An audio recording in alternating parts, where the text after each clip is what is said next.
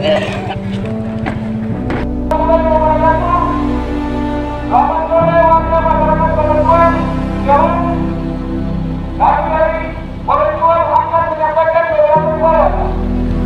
Supaya dalam rangka meningkatkan kondisi sosial dan tidak terjadi kegaduhan, dalam menilai rasa persaudaraan, air serta dalam mengganggu kenyamanan warga masyarakat Pasuruan. Akan Pasuruan mengimbau kepada warga masyarakat hal-hal sebagai berikut. Satu, mari menjaga tertib keadaan dan ketertiban wilayah Pasuruan.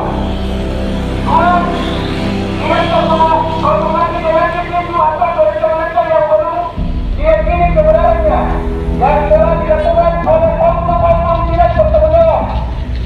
Tiga, bahwa konflik yang terjadi di Pasuruan adalah dipicu oleh kesalahpahaman antara beberapa oknum pemuda yang tidak bertanggung jawab. Empat,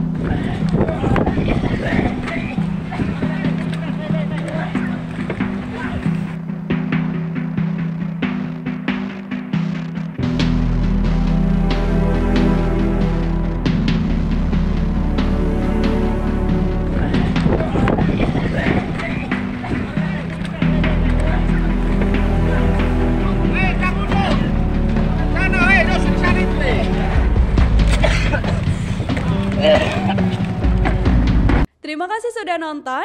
Jangan lupa like, subscribe, dan share ya.